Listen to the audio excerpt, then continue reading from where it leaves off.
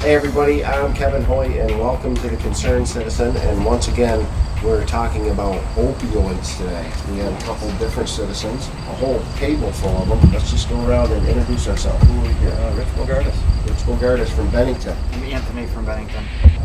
Casey Myers from Bennington. Ashley Myers from Rutland. From Rutland. All right, and you guys, the last name, married, right? Yes. Yes. Yep. All right, awesome, and we're going to talk about that too, because now, have you both struggled with addiction? Yes. Or just Casey? Both of you? Both of us. Well, that's fantastic. And you guys are the ones that are concerned with the opioid problem. And again, for our viewers, we're just discussing, nobody really knows the number now, but I heard 25 overdoses in Bennington in the last month, 30 days. You heard? I heard 35. 35 is what I heard. So one a day, people. At what point do we say enough is enough, right? When are we going to stop talking about this? I'm so sick of hearing people talk about it. Everybody's talking. We're not doing anything, right? No. So what do we think? Rich, you're one of my favorites here. I think you got a lot to say on the subject, and I think you're really smart about it, and you've got, it's not even your plan, right? I say it's my plan now, too. It's not my plan either. It's I've been talking about it for how long? 6, 8, 10 years? More than that, 30 a decade. years? I don't know, but our policies here suck. They do. They don't work. And we need to start looking at what we can do to change them. The old adage is, if it's not broke, don't fix it. Well, Right. It's broke. It's definitely broken. And if we don't open our eyes to that, we're going to be doing this 10 years from now, and it's just going to be worse. It is going to be worse. So, you know, look at it. We have the war on drugs. That's how we battle drug addiction. All right. We have local things like rehab and Narcan and whatnot to stem the tide of it, but it doesn't mitigate it much. So, what do we do? We look elsewhere. Are there other policies around the globe that are actually doing good? And yes, there are. I found Portugal changed 17 years ago now. Yeah, I thought it was 14. They decriminalized drug use. Wow. Didn't legalize. Small drug use is now decriminalized, not legal. That's a big difference, too. Yes. In 10 years' time, they cut drug abuse in half. Right. So 50% less drug abuse, not use, but abuse. Right. And obviously, abuse is when you come into the problems. Right. Well, the heroin usage rate dropped by, what's 75? 75%. They had probably the worst heroin addiction problem in Europe, Right. and have cut heroin users from 100,000 to 25. Right. Since And they it's changed thousand. the the policy. same Since they with this changed policy. overdose rate. And their overdoses, they've cut by 85%. Wow. Overdose deaths. And By why? 85%. Why wouldn't we look at that? Right. What? It's a no-brainer to me. It is a no-brainer. Right, Even it's if we like went we're into waiting it blindly and said we're just going to blindly follow their policies, right? I think it would be better than what we're I doing mean, now. yeah, because we're not doing anything. We're not. Do I think it'll happen in my lifetime? Unfortunately, no, but we need to start having these discussions To get there. for my grandkids, Right. for their... I hope For it the happens in future. our lifetime, and I think it has to. I mean, what happened with Portugal is they were like us with a problem with the overdose, and all these people, young people especially, dying. But then it was AIDS, it was Hep C. Hep C, right? yeah. It was all the other things, and right now, if you look at the Hep C rate in America in the last 5 years, oh my God, this is coming. If we don't do Scary. something now, that's our next epidemic is AIDS and Hep C again. And that's scary all by itself, right? Right, Yeah. that's where the mitigation of the problems, you know, you have needle programs to stop the spread of the infectious diseases. Well, I think Burlington right now, from what I heard, I don't know the truth, but from one of the counselors told me that Burlington is in trying to set up a safe house for people to go there and safely, you know, use their drugs, I guess. You know, do I agree, disagree with that? I mean, I see the point behind it. They want to do it to make sure that people are safely doing it and doing it the right way, and then that they can get it tested to make sure that what they're shooting or doing is not.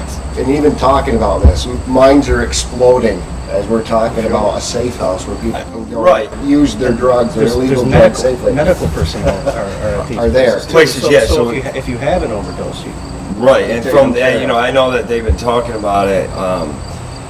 This is from what I was told by my counselor that I spoke to. She was telling me about it, that they want to really open it that way because of people dying and not doing it right, and getting the stuff that they're getting is bad, and they're handing out free test Right. strips to test the product, I guess. And I mean, I kind of understand.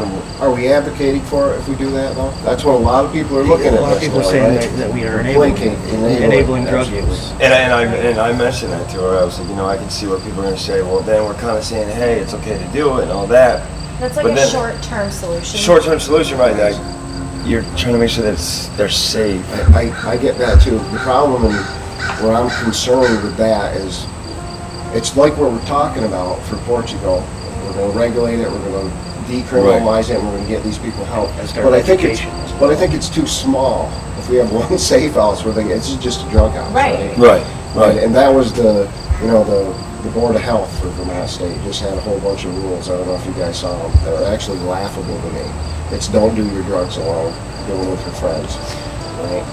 Make sure you're not alone doing it.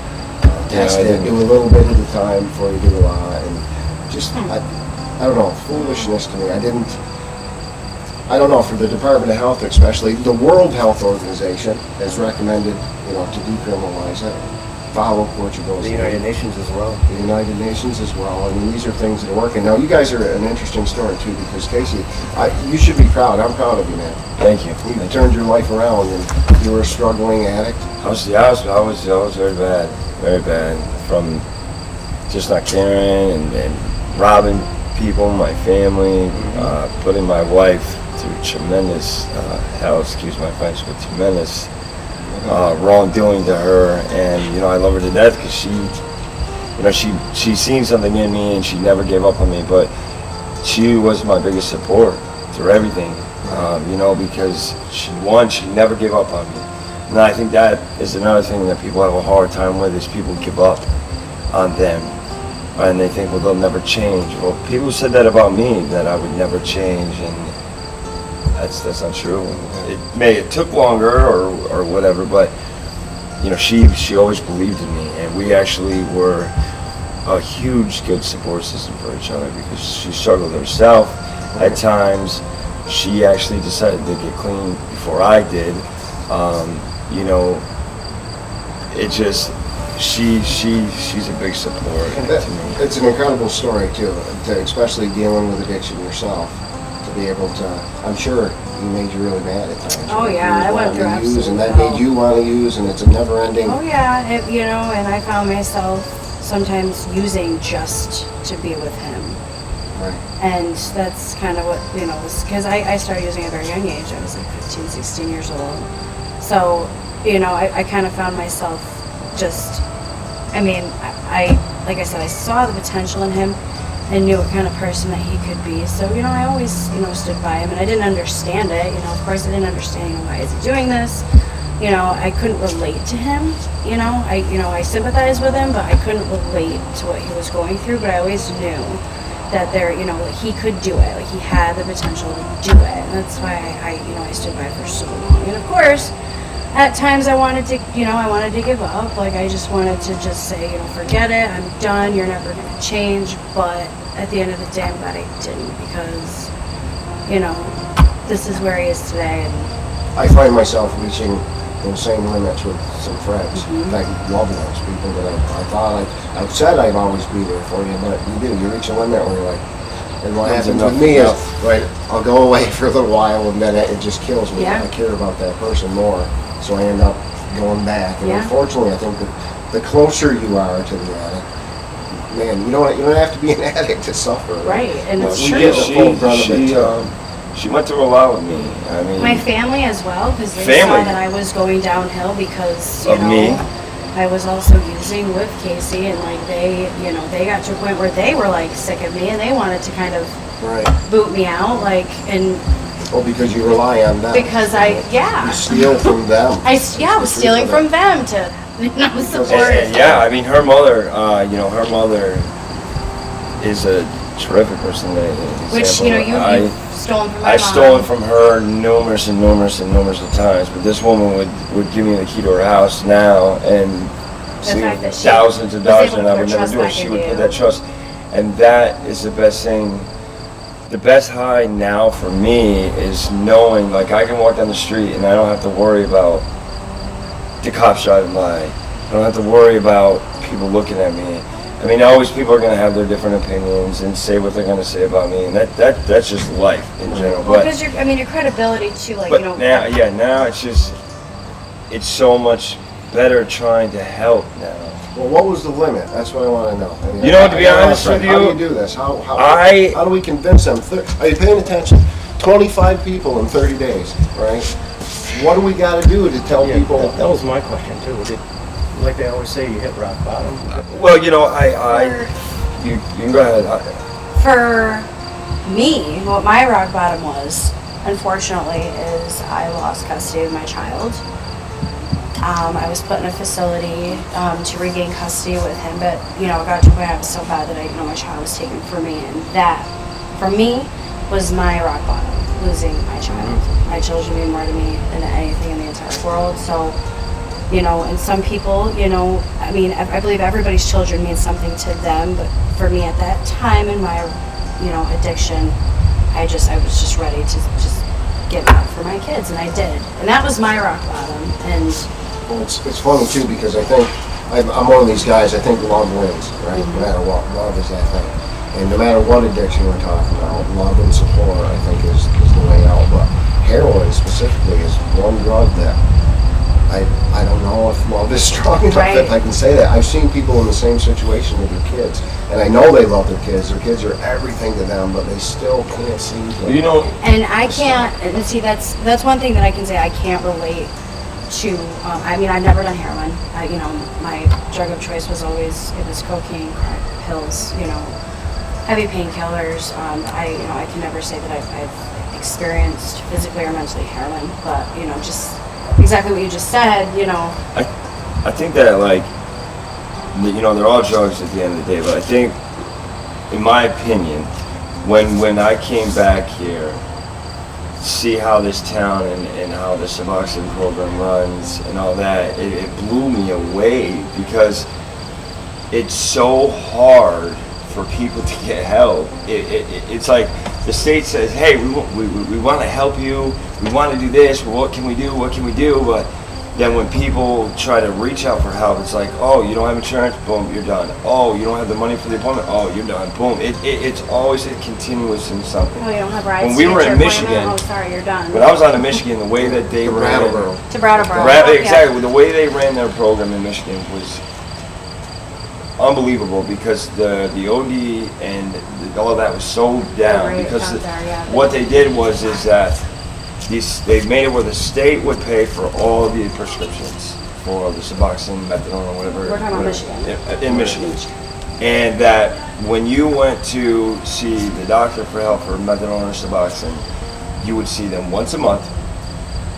One of the requirements is that you had to be in some form of counseling, and whatever you and your counselor think you need to do, then that's what you need to do. As far as the doctor goes, the insurance didn't pay for it. It was $100. We made it $100. That's it. Here, it's $575 without insurance.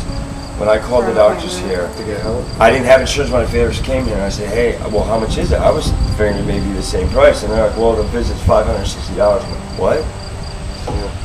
Who could come up with that? You can financially Who afford could that. financially pay As for an that? addict, right? You're thinking like as a normal person. As a normal, Right. you can't do that. If you're an addict, you're not working. I mean, come on, you're not gonna. I know bed space is a big thing. I think aftercare too. When people, Yeah. I hear people, you go to rehab 10, 20, 30 times, right? Right. And the problem is you come back into the same world That's what for me. that you left. Exactly. What made me change, and it wasn't until I went to I went to jail. I still didn't change. I was manipulating and doing this and hustling in jail. But what made me actually change is kind of like what she said. They knew I was doing things but they couldn't prove it. But what they could do to me is take away my visits with my kids, with Ashley. They could take things from me. And when they did that, it wasn't at first, you know, I was like, oh, well, I'll fight it in court and I'll get away with it. Well, I went to court and I lost. The judge was like, I have no control over DOC, so whatever they say, you have to go by. So that's when it finally sinked in, and I was sitting there one day and I was thinking, I got arrested. I was on the run a week before my daughter, and I remember like it was yesterday. I remember Ashley was pregnant, and I was on the run, and I was lying to her about things and all this. And my friend walked in the house, and she says, "Casey, get up. The police are in the living room." And I was like, "Yeah, right." And she said, "No, they're surrounding the building right now." And I see Larry Cole pushing the door open, and I looked at her, and you could just see the pain and the tears pouring down her I was face. 8 months pregnant. My daughter, it was 1 week before she was born. My plan was, I wanted to turn myself in after she had my daughter. Right. That was my plan, but unfortunately, it didn't work that way, you know. And they came in, they gave me like 20 minutes with her because they seen how upset she was. And I said whatever I could say to her, and then I went. And then missing my daughter's birth, the first, over a year of her life, that was like, what are you doing? These little moments that you will never get back in your life, you're forgetting, and you're missing. Something needs to happen. And after she was born, that was kind of like, this is it. But I had to set goals. Like, I had to set boundaries. I had to set. I knew that I couldn't just go back to Bennington, right to the same people I was hanging with before. Did you avoid people? I did. I made a goal for myself. For the first year that I came home, I should have brought it with me. I wrote it down. The first thing I do for the first year was spend time with my loved ones, my wife, my kids, my grandparents, and that's it. And that's all I did for the first year. Yeah. With her every day. I avoided everybody on Facebook. I didn't talk to media no one. especially. And then eventually, I started slowly reaching out. And then it was getting on Facebook and then talking to people. And then it came a point where it was like, okay, I'm ready. Like, I know I can be in a room full of stuff and be fine. And it's not going to bother me. But people gotta believe in themselves. That is the main key. If you don't believe in yourself, then, there's nothing there. Like, you have to believe in yourself. And on the other side of it, for citizens wondering what we can do, is don't degrade them. Don't put them down. If somebody reaches out to you, I'm not saying give them their money and all that, but if they're hungry or whatever, buy them food. Don't give them money. That's what I had family members do. That they wouldn't give me money. They would just go buy the food and then bring it to me. You want something, you need it, we'll buy it. If they gave Because you they money, knew exactly. you weren't going to get food. But the biggest thing is that with addicts is that they reach out to that first person, and that right there will tell the story of what happened next. That first person says no or pushes them away. They're automatically mentally going to tell themselves, well, if my dad pushed me away or my mother pushed me away, it's over. No, who else is going to care? That stigma. Exactly, that stigma is bad. So, what me and Davey, I should have I can read this to you too. So I did a car show when I came back. So you stayed busy. I did. I stayed busy and I You came found back. other things to occupy your Yeah, time, so right? what I did was I knew that you have to fill that adrenaline rush, that rush that you're running around getting high or how you can get money. Like, you have to keep yourself busy because idle time is the worst thing for you. So I got into cars and I started building cars when we were in Michigan. And my grandmother said one day, my grandma said to Ashley one day, she says, at least he's not out doing drugs. I used to get frustrated Because I was always in constantly in the garage. Gearhead instead. And my gram, tapped her on the shoulder one day and she said, at least he's not out doing drugs. And that became my drug. Working on a car and problem solving and trying to make my car faster because it's a rush. Something that you love to do. And then going to the track and then racing that car to the track, at 100 and something miles. You didn't do any of that when you were a user?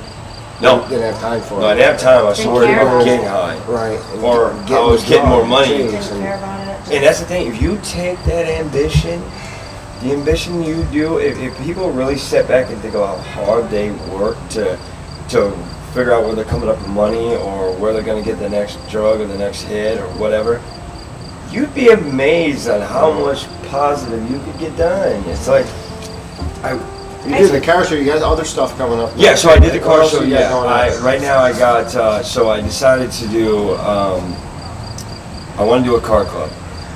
It's going to be Bennington Imports. It's very supported by Erica Marthridge and Kim and them at CRJ. I got the t-shirts made up.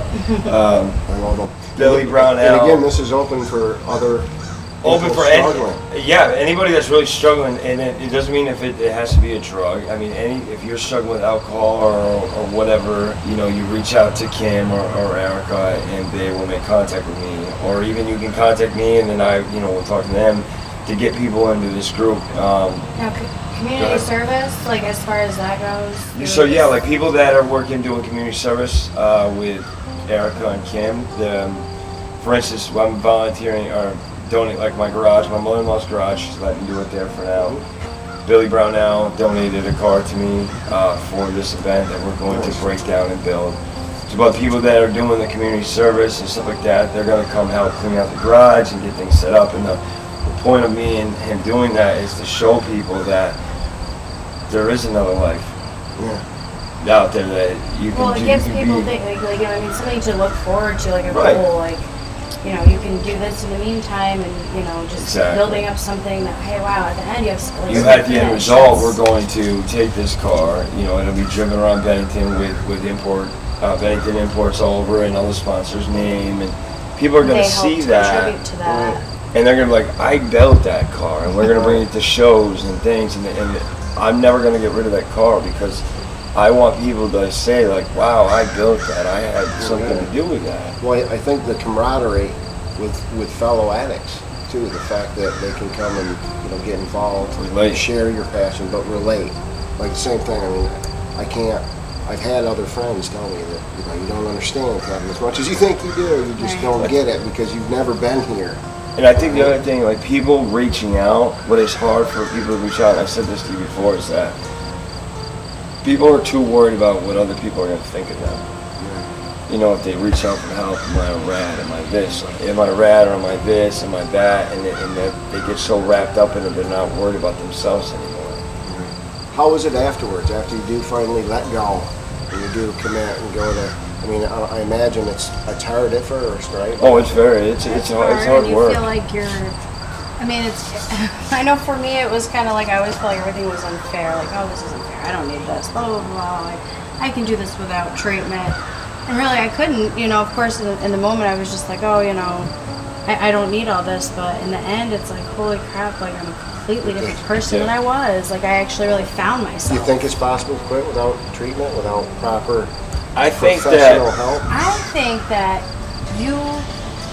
everybody, has a higher power, believes in a higher power. I feel like, especially with that, with addiction, I feel like maybe, I wouldn't just say like treatment or something specific, but some kind of support system. Whether it's like a family member, counseling, just, something that you can rely on to help you get through what you're going through. But- Everybody's different, so right. whatever works for Everybody's you. different. Whatever exactly. exactly. You had a void Yes. that you filled. you got to So- believe in so that yourself. worked for you, so Yes. that's- Exactly.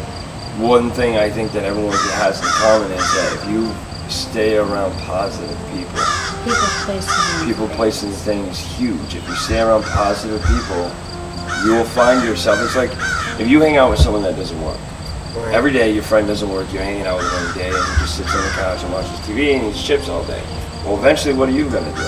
Right. You're going to do it too. Right. So if you find yourself with positive people that are living a normal life, good life, that are active and going out doing things and all that and not breaking the law and doing drugs, that eventually you're going to find yourself doing the same thing. Assimilating. Yeah. And the biggest thing is believing in yourself.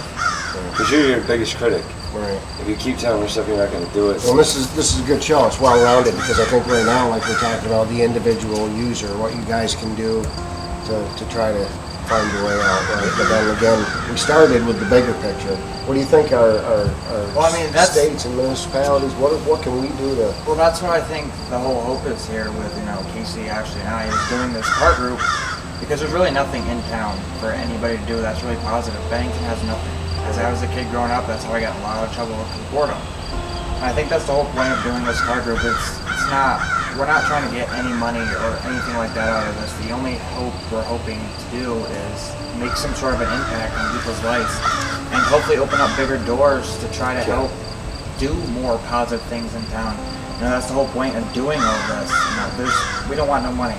We want to try to at least make an impact on people's we need lives. a million guys like you and a million different programs. And Not just cars, but I'm the same thing with hunting. Right? I try to get them out into the woods Exactly. rather than the drug issue. Exactly. But again, that's us, which is where I see the only action that's being taking place right now. Individual people. Right. We're sitting down as a community, as citizens, saying, "Man, what are we going to do about it? I think that Why isn't our government doing it? Why isn't the authorities?" I think that my plan is that I want to kind of plant a seed, and then hopefully it spreads from there. Because I know since the car show that I did, I won't say the individual's name, but they commented on one of my posts on Facebook since the car show that she's been completely honest about her addiction, 100% with her husband. She's now reached out and helped, and thanked me, and after talking to me, she kind of seen things differently, and then, she loved it that I wasn't being pushy on her and telling her what she needed to do. I just kind of talked to her and was like, this is what you can do. And so even if it's changing that one person, when I heard that from her, it just was like, wow. It made it worth it, huh? It made it worth it, that somebody did see something. Yeah, I see that clear as day. You're leading by example. And that's the biggest thing is that something, I just hope one person does it, and then the next person does it, and it just Domino effect. that's my goal is with this car club, and I hope that it continues on, and that people are going to see what we're trying to do. And again, like you said, I'm not out here saying give me money and I want this for me, and it's not that. I want to help. Well, we've had a few people, that have, of course, everybody's going to be negative. And we've had a few people that we know have kind of gone around, and we're hearing from certain resources, everything that we're doing is for the wrong reasons, which is really kind of hurtful because it's like, at least we are doing this. There's other ways to get money. Yeah, the thing is, they're going. What hurts me the most is that we all should be together trying to do it. No matter if you starting something or he's starting something, the point behind it is to help. So you should support that. You may not even have to be We're part all of it, on the same team. but you should be. What hurts me the most is that this. They know what my plan was and what this idea was, to go behind my back and slander me and lie about me and say that I did things that I didn't do. That it just hurts because it's like I want to help. Yeah. There's a quote by Teddy Roosevelt called "Man in the Arena." When you guys get a chance, look it up. It's about a guy who is actually in the arena. Yeah. How dare that person who is not in the arena tell you how to do a good job better? Right. You're in there trying, and none of us know what to do, especially with this epidemic, right? Nobody really knows. But that's what we're talking about. I love the Portugal idea. Do you think it'd be good for the government to have like these type of programs rather than just you doing it, right? Right, Me doing exactly. it. Should the government be looking at, see, I think again, housing when you get out of rehab, I think is huge. I'd like to see job training.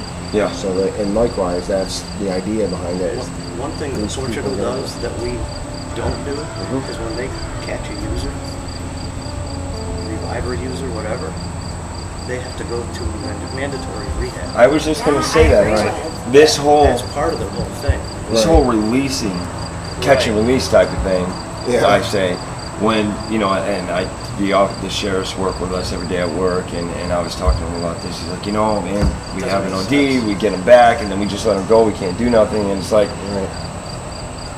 I understand it, but I feel that if you're in that situation and they bring you back, and that you should not go to jail. That's not going to do anything. But for give you. you some sort of. But there should be a rehab. And I think they Mandatory. lean towards that. I mean, God bless the law enforcement. They have a tough job. They get a lot of criticism, but they're dealing. They enforce the laws. They don't They make the do. laws. But another thing with the They've done law, a job. with the law enforcement in this town that I see different than even back in Michigan in the big city is that I feel that the law enforcement should be not so like, how do I want to say it? If you know, you see an officer sometimes in Bennington and you say hi to them, and then it's like they give you this look like, you know, don't, like, why are you talking to me? Attitude of And that's the wrong thing, because when we were in Michigan, when anytime there was an event in the community, the sheriffs and everybody was involved. Right. They always wanted to help. They always wanted to talk to the community, and it's like, As to where here. why doesn't Bennington Yeah. do that? It's like the Bennington police and all them should be like, they see somebody and if someone comes up to a car, they're like, oh, hey, how you doing? They're just trying to talk to them. Relate to them. I've Talk had that to them happen. for a I've minute. been like kind of slugged off, like, Well, you're oh, smart to you know, like, you know, Just they're trying to have a and that I conversation. think is a huge another thing Power thing. yeah, like with they don't want anything to do with with it. change in the community on how, you know, the law enforcement and all them interact with the community. Well, I think, again, we're talking about overstressed prison systems, overstressed Oh, yeah. EMS, overstressed law enforcement. Right. Everything goes up along with this epidemic. Oh, yeah. The taxes. The prison, I think, the prisons are filled right Everything, now. they are. So that's where, you know, me and Rich, we talked about drug court and Yeah. kind of separate it a little bit. But even beyond that, this idea that they're doing in Portugal, I think, instead of treating addicts as criminals, they treat them as a sick part of society. And that makes all the difference in the world. Yeah. But by doing that, it frees up all that money. I mean, the Yeah. numbers that the police are putting into drug, you know, just war on drugs, right, is phenomenal.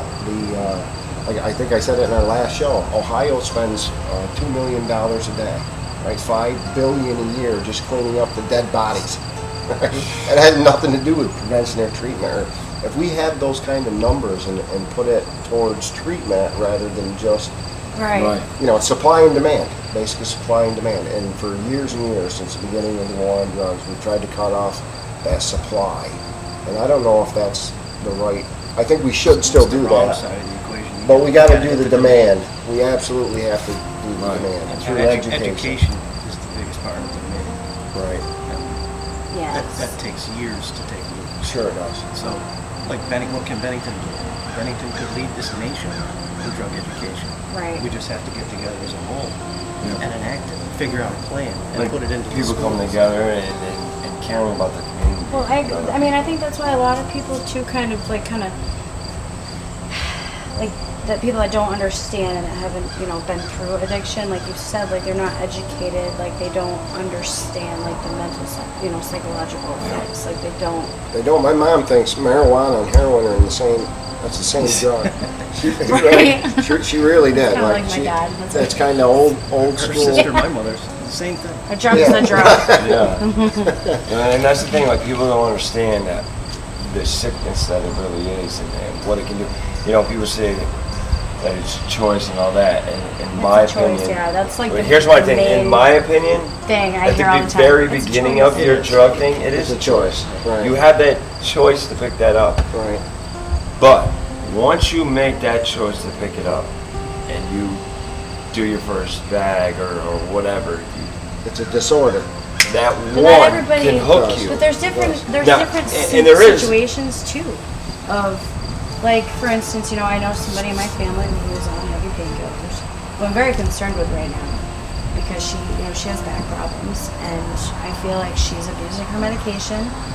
And I try to, you know, talk to her about it. Of course, she wants something to do with it, but I fear, because I've seen it before, you know, people who are on medications like that, you know, they become addicted to them. I don't care, like they do, you know. Yeah. And it's scary, and I've seen a lot of that where people are gone from using those medications all the way. Like, that's not enough. What's next? What's next? Oh, now it's Right. heroin. Well, I think that's the two type of, you know, we've got the guy that fell off the ladder at work, and now he takes pain meds because the doctor told him to, and when the meds stop, the addiction comes on, right?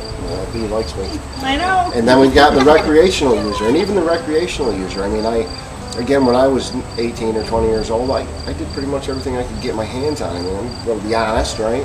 And we didn't have heroin, or maybe we did a little bit at Bennington College. I heard rumors, but it wasn't everywhere like it was today. And I compare it to acid, right? LSD. Back in my day, that was the bad. That was the hardcore thing. If you took 7 hits, it was going to make you insane, and you're going to have flashbacks and all these things. And we went, okay, and we did it. You know what I mean? Because that's what we did. Right. So even the recreational user, I feel for them. They're simply, I don't think anybody says I want to be an addict, Right. right? Nobody says I want to wreck my life or I want to rob from It's my like something, mom. it just gains control of you, and then It does. Medically, why they classify it a disease is because the brain actually changes structure and Yeah. function. And And that's the very definition of a disease, is an organ That's right. that is affected by outside influences and changes function, Disorder. structures. Yeah. So that's why, hey, choice, not a choice, isn't really that big a deal. Addiction is what it is. right. It is. Why we focus on that all the time? Let's just It's try to just get that- beyond I think it's the blame. You want to blame somebody. You want to, this is your own. You hear it, from the other end. This is just God's way of sorting out the riffraff, right? That drives me nuts when I hear that. What kind of a heart and soul is a person who says that have? Because when it hits home, that attitude Yeah, changes really that's- quick. It does, and it does hit home. It's everybody now. If you're not an addict, it's your spouse or your daughter or your brother. I mean, a friend. Like I know so many really good people now that do horrible things they would never do if it wasn't for that addiction. And it's not the person. I know that. Those are good people I grew up with. Yeah. Now I want to help them. And that's what I want. That's what we want to do is try to help somebody. Do you think, we're from a different generation. Do you think you would have been caught up? I probably would have. I mean, to be honest with you. Well, I mean, it was booze, pot, and whatever you could get your hands on for us, but right. I say the same thing. I question I if sympathize if I with would. everybody today. I don't demean them in any way. Right. I try not to be judgmental. We're all human. We all do stupid stuff. I've done my share, that's for sure. I still do a lot of stupid stuff. Still say a lot of stupid things. But this is something that is affecting us at the 25 kids in a month, 35, whatever it is, right? Yeah. Doesn't It's matter just- if it's like it's something 2. needs to be done.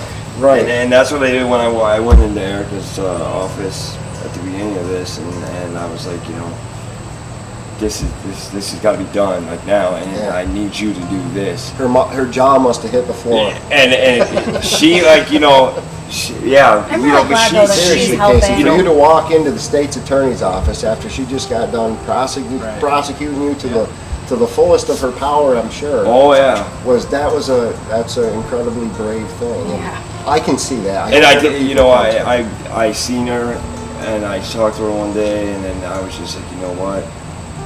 And I don't even know. I just did it. I didn't even think about it. I just went in and said this, and she's like, okay.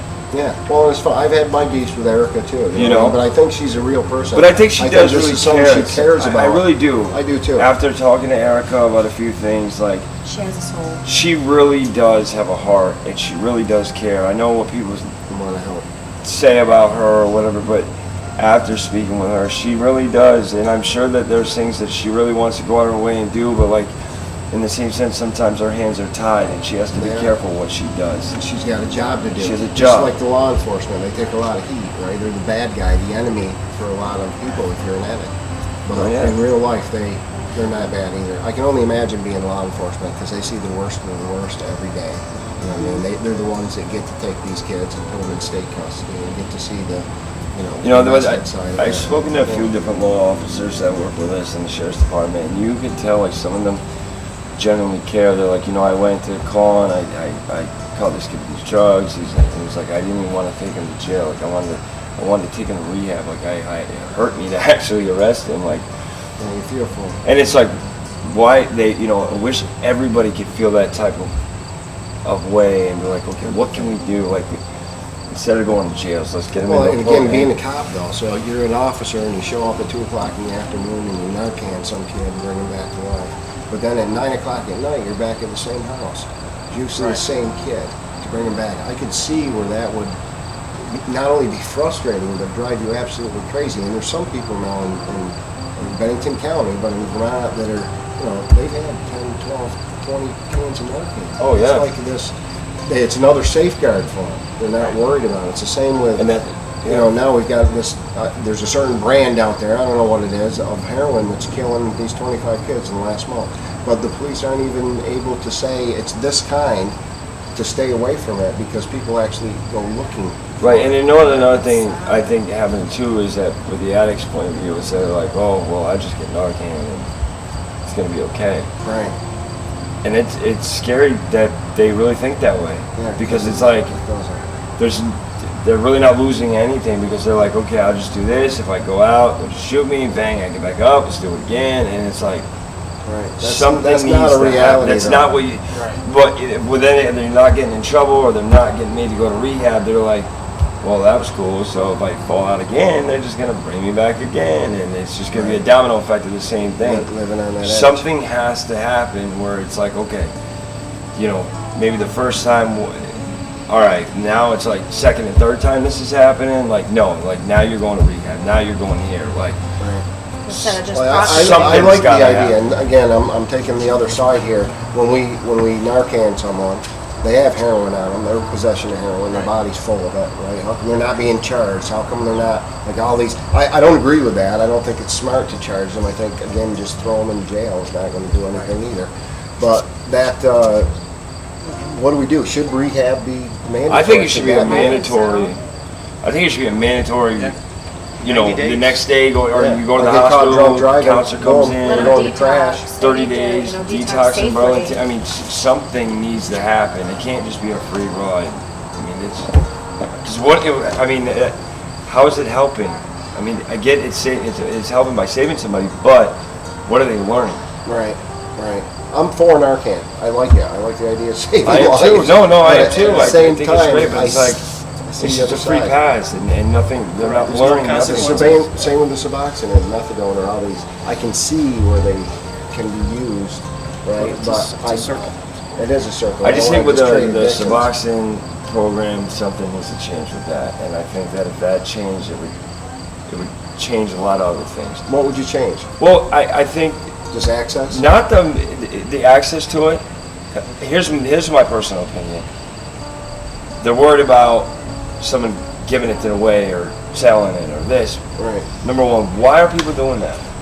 One, because the people are trying to get in the program because they can't because of they don't have rides to meetings. They can't go to groups. They can't do this. They don't have insurance. So why are people So there's a big buying black it? market. There's a Right. reason why they're doing it. One, because they want to stay clean. Yeah. So in my opinion, it's like I'm not saying it's okay, but it's like let's not make it so hard to get people in the program because they're doing it to stay clean. But the thing is, You know, it's see, like Suboxone's made for, it was originally created for short term. Right, it's use. supposed to And wean it's you not. off. And right? this is, and it's not, and this is what confuses me is, you know, the doctors and they all know that and they know that, but then they'll keep these people in the program for 2, 3, 4, 5 years. So it's like, years, it's gotta come to a point. it's like, you know that, you know, you're not helping these people because the longer you're on Suboxone, the harder it is to get off Right. Suboxone. I think So it's to great. me, I feel I like, think you're right too, Casey. These people that are on Suboxone, they're trying, right? Because Oh, they can, again, from a layman's perspective, they're getting free drugs. Why would they drop out? But I know from going through it with other people, it's a pain in the ass to be in the program. It really is, right? And it's hard to live a normal life. And it's not enough drugs to really get high until you start, you know, stashing them away and selling them and doing that stuff. But what do you think of witness dosing? If we had everybody just, you had to do witness, is that too I, What think you're- that's, I feel, I mean, I know somebody that does, like that actually has done that, and I feel like it would work for some people, but then not work for other people Exactly. who have Just 'cause of the who work schedules? With the 10 schedule, hour if you days, so 14 like hour days, like so you. for instance me, like if they wanted me to do all these groups and come here once a day and all that, but you work 13 hours a day, 2 kids, you have a wife. The point is to get you on the program and live a normal life. Right. How can you live a normal life when you have to do all these things during the week, plus work full time, plus pay rent, plus pay bills? Right. Eventually you get overwhelmed and you're like, you know what, it's not worth it to me. I'm just gonna give up, I can't do this. So that's why I'm saying that something needs to change. I think it should They be need the to way make it it is short. in Michigan. They should run it the same way, $100 for the appointment, That's it, once a month. short-term use. But it's a short-term use, but to get them off of. let's not make these to big, long detox waiting them. lists. Right. You call the doctors for help, and they're like, well, we can't do it because we have a waiting list. Well, when do you think I can get in? Probably 7 months. Well, what do you think they're going to do for the next 7 months? Buy That's Suboxone off the the street, problem. It's because they and have they're them going on to the keep using program it. for years. Do they give you the same amount when you start and just keep giving you the same? Well, they amount? get, no. Well, and this is what kind of what you're talking about. So I think it goes down to the person. So you're on it to really, Depending on what Get you're help. on, like if and eventually you will go down. But there is some people that manipulate and say, well, oh, I need more, it's not working. No, that's just because they don't want to get off it, and they just want more. So the doctors will do that, but and it's like the original, the short-term goal is to be on it, and then detox. help you, go from 16, 12, 10, 9, 8, whatever, even if it takes 6 months to a year. But that's the original goal and plan that you should set up. And then if you're off it and then you need to be back on it because whatever, I'm 100% support of Suboxone. Right now, it's just, it's glorified drug dealing, right? It's But- big pharma. Yeah, but like I said, and it is, but at the same sense, as if people had it, we wouldn't have people dying. Yeah. So it's one of them, it's like, It's to one of those agree things to where it's disagree. not It's better. like, it's not better, but it's saving people. So let's do this, I mean, that's just my personal. No, I agree with you too. This was a good talk. We're about out of time because I want to keep it to a half-hour show. But anybody want to say anything? What you got? Anything before we go? You want to wrap up on something? Just thanks for having me, and this is educational for me, so I appreciate it. Yeah, we were kind of. I know me and you got a lot. We got to do another show because we got a lot to talk about and other stuff too. I kind of let them have the floor, but you guys did a great job. Like I said, I'm proud of you. We need a lot of people like this, and please keep it up. And you got anything to say in closing? Just thank you for letting us come on here and talking. And again, I just want to talk about the program that we're starting, Bennington Imports. If anybody wants to be involved in it, please contact me, Anthony, Kim from CRJ, Erica Montridge. Just on Facebook, Casey? How do they get a hold Facebook, of they you? can go into CRJ, speak with them, and then they'll get with me. And it's in the process of building. It's getting there, and I think it's going to be a slow start, but I think it's going to go big. I think this is going to really help people and turn people around. We have a car donated to the shop, and that's going to be the shop car for people so they can look at it and say, hey, I did that, and we're going to break it down. We're going to build it back up, and we're going to bring it to Lebanon Valley to import Showdown as a team, because it's a team event. And they're going to be able to watch their car go down the track. They're going to be able to show that car off and be proud of what they did. So I just wanted to mention that again. And I'm not doing it for money. I don't want money. I mean, if people want to donate, you can. Take it. Yeah. I am. I want to say that. Don't ever be ashamed if you make a little money. What It's I'm doing okay. is that I'm doing this for a couple of reasons. One, I opened up an account for Bennington Imports, but I didn't do it with just my name. CRJ and Erica Montridge are going to oversee that account. Nice. I'm doing that for a couple of different reasons. One, that way they know that I am not doing this for myself, and I'm not doing anything. It's not for me. Right. So anything that has to be purchased has to go through. They have to Right, they'll oversee see it. that. I like They're going that. to see that, because I don't want people to say that I'm doing this for myself and I'm doing this for money, because I'm not. Well, that's a good why- part. If we did get donations and you had a little more money, you could get another car. We could get it, Right, and and exactly, you and know. eventually my plan is for the next car that we get, that if it gets donated or whatever, we are going to fix that car. We are going to do the same thing and then eventually donate it or sell it or help a mother in need or somebody Right. to rehab or help them. Something They, behind it. help them. They need to ride a rehab. They need this, they need that. Get a hold of us and we can make that happen for you. Yeah. So that is the long-term goal, is to just keep helping. It doesn't matter what it is, to help and help and help. But I just want to say, that Kim and them are all going to oversee that. Their lawyer, I guess, they're contacted one of the attorneys. They're going to be, everything's going to be written up illegal. Everything's going to be legit, so people know that this isn't just something. Well, those are good resources still. I mean, the state's attorney or CRJ, but especially from an addict's perspective, I can imagine it's kind of hard to. Well, they don't, and Reach that's out why I to said those you type can reach out to me. Just look Reach for out to Casey me. Myers, right? Casey Myers on Facebook. Casey Myers on There you go. Facebook, or Ashley, or Davey, Anthony Davey. Like, reach out. You see me driving around the road, stop. Hey, what's going on? What are you doing? I want to be involved in this. Because one thing, I'm not gonna go out of my way to get anyone in trouble. If they talk to me about something, that's between us. I just want to help. I'm not a cop. I'm not gonna go telling you. Right. I would just want to be your friend, give and you I some want real to advice. help you. I try to help. That's it. Impact. That's You know? really awesome. And There you go, guys. Casey's here to help. I'm here to help. Rich, there's a whole bunch of other people too. So this is the Concerned Citizen. I want to thank everybody for tuning in. And of course, today's show was on opioids, which I think is a huge concern, probably the biggest that we face, not only as Vermont, but as a nation, right? And in the world, this is a world problem. But any citizen with any concern, please give me a call. Look me up on Facebook too, and come on in and we will talk about it. So thanks for tuning in, and we'll catch you next time.